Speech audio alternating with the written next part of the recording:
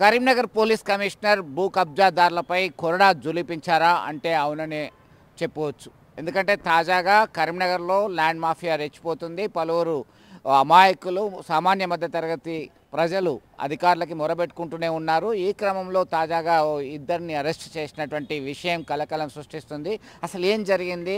మనతో మాట్లాడడానికి ఫిర్యాదుదారుడు ఉన్నారు, రాజ్ రెడ్డి ఉన్నారు. మీకు జరిగినటువంటి అన్యాయం ఏంది? మీరు ఏం ఫిర్యాదు చేశారు? ఎట్లాంటి అనుభవం ఎదురైంది మీకు? సార్, ప్రెస్ వాళ్ళకు నమస్కరించి చెప్పడం ఏమనగా, నేను 1999 మార్చి నెలలో ఈ 268 గదాలు నేను కొన్న సార్. ఇది ల్యాండ్, ఈ స్థలం భగత్నగర్లో ఇక్కడ కొన్నప్పుడు ఇక్కడ ఏం లేవు.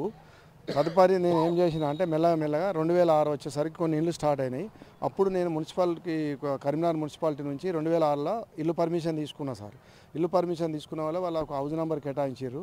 బోర్ వేసుకున్న, కాంపౌండ్ వాళ్ళు 2 రేకుల షెడ్లు వేసుకొని ఒక వాచ్మెన్ పెట్టుకుంటూ నేను సింగరేణిలో జాబ్ చేస్తుంటే సార్. అప్పుడప్పుడు వచ్చి చూసుకుంటూ పోతున్నా. 20 ఏళ్ళ నుంచి ఎవరు రాలేదు సార్. గత 25 ఏళ్ళ నుంచి ఎవరు రాలేదు. ఈ బీఆర్ఎస్ ప్రభుత్వం వచ్చినాక ఈ 12వ డివిజన్ కార్పొరేటర్ ఎప్పుడైతే తోటరాములు ఉన్నాడో గెలిచిండు. తోటరాములుగా గెలిచినాక నా పక్కపంటి నా ప్లాట్ నెంబర్ 10, ఆయన 9. ఇది ఈ సత్యనారాయణరావు వాళ్ళ భార్య ఆయనకు అమ్మింది సార్. లోపెల్లి జ్యోతి అని ఆయన దగ్గర తీసుకున్నాడు. సరే తీసుకున్నాడు, రీఛార్జ్ చేసుకొని నా ప్లాట్ను కబ్జా చేయడానికి 2021 నుంచి ప్రయత్నం చేస్తాను సార్. నువ్వు అమ్ముకొని పోవాలి, నీకు మున్సిపల్ పర్మిషన్ వచ్చినా కూడా క్యాన్సిల్ చేపిస్తాను. నేను 12వ డివిజన్ కార్పొరేటర్ను. నీకు మినిస్టర్ దగ్గర పోయినా నీకు అపాయింట్మెంట్ ఇయ్యాడు, ఎమ్మెల్యే దగ్గర పోయినా ఎవరు ఇయ్యారు. ఇక్కడ నువ్వు ఆఖరికి నువ్వు వచ్చినా కూడా కట్టుబట్టలతో తట్టా బుట్ట చదువుకొని పోతావు. మీరు అమ్మమని అడిగిన నన్ను అమ్మమని 2019 నుంచి బాధ పెడతాడు. ఆయన ఎప్పుడైతే ఈ పక్కపంటి స్థలం తీసుకున్నాడో, ఈ 120 గదాల స్థలం ఎప్పుడైతే తీసుకున్నాడో ఆయనే, అప్పటి నుంచి నన్ను బాధ పెడుతుండు. ఎందుకంటే అది సెట్ బ్యాక్ పోతే ఆయనకు 120 గదాలలో ఏం పడదని తెలిసి నన్ను బాధ పెడతాడు. అయితే నాకు ఇల్లు లేదు, నేను సింగరేణిలో రీసెంట్గా రిటైర్డ్ అయినా 2020లో, నేనే కట్టుకుంటా అన్నా. నువ్వు కార్పొరేటర్ నన్ను ఇట్లా బాధ పెట్టుడు ఎందుకు అని నేనన్నా. అన్నవాళ్ళు ఆయన ఏం చెప్పిండంటే, నీకు ఎన్ని రోజులైనా ఇక్కడ మనుగడ ఉండదు, నువ్వు వచ్చినా కూడా నీకు ఇల్లు కిరాయి కూడా ఇయ్యనియా అన్నాడు. ఇల్లు కిరాయి కూడా నాకు దొరకకుండా చేసిండు. అట్లనే నేను ఎన్నటికైనా కూడా నీకు పోలీసు వాళ్ళు సహాయం చేయరు, ఎవ్వరు సహాయం చేయరు అన్నారు. ఈ మధ్యలో మేము 3 ఏళ్ళ నుంచి గోసపడుతున్నాం సార్. అయితే 99లో తీసుకున్నా, 1999లో ఈ స్థలం తీసుకొని 2006లో ఇల్లు పర్మిషన్ తీసుకొని బాజాప్తా ఇల్లు ప్లాన్ గీయించి అన్ని రూల్ ప్రకారం తీసుకున్నా సార్. తీసుకొని నాకు ఒక హౌస్ నెంబర్ వచ్చిర్రు. అప్పుడు ఆ హౌస్ నెంబర్ మీద నేను ట్యాక్సీ కడుతున్నా. హౌస్ నెంబర్ అంటే ఇల్లు కట్టుకోవచ్చు అన్నట్టు. 2 రేకుల షెడ్లు వేసుకున్నా, బోర్ వేసుకున్నా, ఒక పని మనిషిని వాచ్మెన్ పెట్టుకున్నా. వచ్చినప్పుడల్లా చూసుకుంటూ పోతాను. ఈ క్రమం లోపల 19లో ఈయన పక్కకు వచ్చి శకున్లాగా చేరిండు తోటరాములు. చేరి అప్పటి నుంచి నన్ను బెదిరిస్తాడు ఫోన్లో. మీరు గతంలో అధికారులకు ప్రజావన్లో దరఖాస్తు చేసుకున్నారు, పోలీసులను ఆశ్రయించారు, అయినా న్యాయం జరగలేదా? కోర్టుకు కూడా వెళ్ళినారు కదా. అదట్లా ఉంటే మాదే ఈ ల్యాండ్ అని చెప్పి వారు కూడా పట్టాలు తీసుకొచ్చారు ఒక దశలో సార్. అయితే నేను ఈ క్రమం లోపల నేను రిటైర్డ్ అయినాక వచ్చినాక మళ్ళీ పూర్తి స్థాయి ఇల్లు కట్టుకోవడానికి మళ్ళీ వాళ్ళు ఏమన్నారంటే, మున్సిపాలిటీ వాళ్ళు నువ్వు టీఎస్బీ పాస్లో పర్మిషన్ తీసుకోవాలని చెప్పారు సార్. నాకేం భయం లేదు కదా. టీఎస్బీ పాస్లో మళ్ళీ నేను అప్లై చేసుకున్న 21 రోజుల లోపల అప్రూవల్ అయింది. అప్రూవల్ అయినాక 1 రోజులో క్యాన్సిల్ చేయించారు వీళ్ళు, ఈ తోటరాములు ల్యాండ్.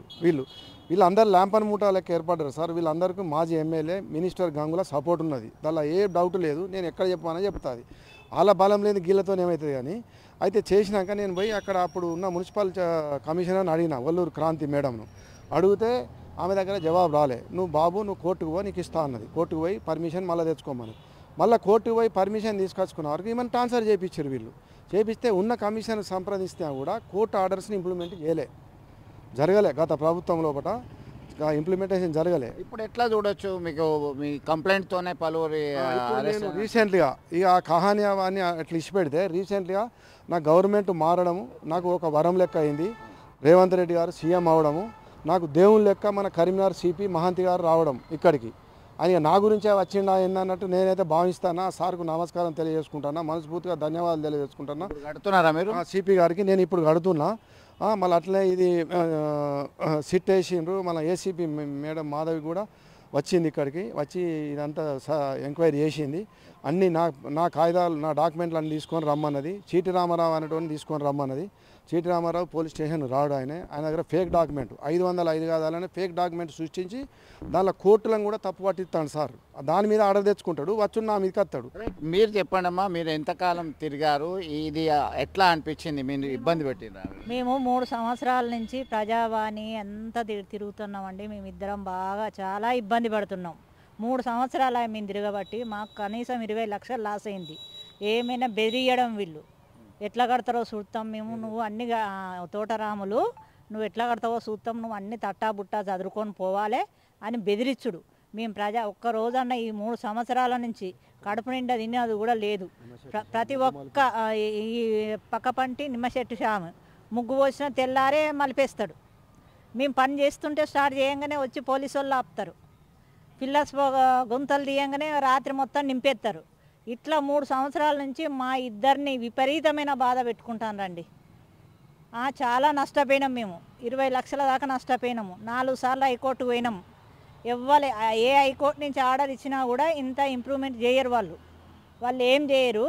మొత్తం గంగుల కమలాకర్ వీళ్ళంతా గ్యాంగ్ అన్నట్టు. ఈ గ్యాంగ్ మమ్మల్ని ఇలా గట్టనియ్యరు, వచ్చే వరకు అన్ని తీసేస్తారు, కూల్చేస్తారు.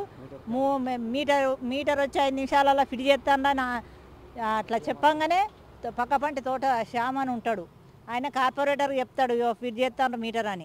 కథం ఆయన పోయి వాళ్ళకి చెప్తాడు, అరే నువ్వు ఇక్కడ ఉండవు, నువ్వు మీటర్ ఎందుకు ఫిట్ చేస్తున్నావు, నేను నౌకరు ఓడగొడతా అని వాడిని బెదిరిస్తాడు. వచ్చిన మీటర్ను కూడా సంవత్సరంన్నర నుంచి పెట్టనీయలేదు. ఒక 3 ఏళ్ళ నుంచి తిరగంగా ఒక 6 నెలల క్రితం మా బాధ చూడలేక అన్నీ కరెక్ట్ ఉన్నాయి కాబట్టి మీటర్ వచ్చి ఫిట్ చేసిపోయినరు. మీటర్ ఫిట్ చేసిండ్రు కదా అని చెప్పి మేము పిల్లర్స్ గుంతలు తీసి పని స్టార్ట్ చేయగానే నైట్ ఇంటికి పోగానే కథం 10 మంది గ్యాంగ్ని తీసుకొస్తాడు చీటి రామారావు. మొత్తం తోటరాములు చీటి రామారావు ఈయన పక్క పంట ఆయన ఇన్ఫర్మేషన్ ఇస్తాడు వాళ్ళకు, ఇగో వీళ్ళు ఇంటికి వేయండ్రు అని అనగానే ఇన్ఫర్మేషన్ ఇవ్వగానే వాళ్ళు వస్తారు గ్యాంగ్ 10-15 మంది వచ్చి 3 సార్లు గురిపేసిండండి. ఒక సింగరేణి కార్మికుడు వాళ్ళకు రిటైర్డ్ అయితే వచ్చే మనీ ఎంత, మాది సగం ఖర్చు అయిపోయింది, మేము ఎట్లా కట్టుకోవాలి? ఇప్పుడు వచ్చిన సిపి గారికి మా యొక్క ధన్యవాదములు. మీరు చెప్పండి, మీకు ఎన్నిసార్లు కూలగొట్టిండ్రు ఇది? సార్ నేను ఇప్పుడు 2021లో ఇల్లు కట్టడం పర్మిషన్ తీసుకొని స్టార్ట్ చేసిన. 2006 నుంచి కూడా పర్మిషన్ ఉన్నది. 2021లో పర్మిషన్ తీసుకున్నా వితౌట్ నోటీస్. ఆ మున్సిపల్ వాళ్ళు మరి ఈ ఫేక్ డాక్యుమెంట్లకు ఈ చీటి రామారావు ఫేక్ డాక్యుమెంట్ అయినా కూడా ఆయనకు 3 ఏళ్ళ నుంచి మున్సిపల్ కమిషనర్ వీళ్ళందరూ సపోర్ట్ చేస్తున్నారు. మున్సిపల్ టౌన్ ప్లానింగ్ వాళ్ళంతా ఫేక్ డాక్యుమెంట్కి సపోర్ట్ చేస్తారా, మరి నాకు సపోర్ట్ చేస్తారా అని నేను అడగడం జరిగింది. ఇప్పటికీ ఇష్యూ కోర్టులో ఉందా? ఇప్పుడు కోర్టులో ఆయన అదే సార్, కోర్టును కూడా తప్పుదో పట్టిస్తాడు. ఆయన దగ్గర ఉన్న దాని మీద ఆర్డర్ తెచ్చుకుంటాడు. ఇప్పుడు కోర్టు ఏం చెప్తుంది, ఆయనకే ఏమైనా ప్రమాదం ఉన్నది కావచ్చు అని ఆర్డర్ ఇస్తుంది.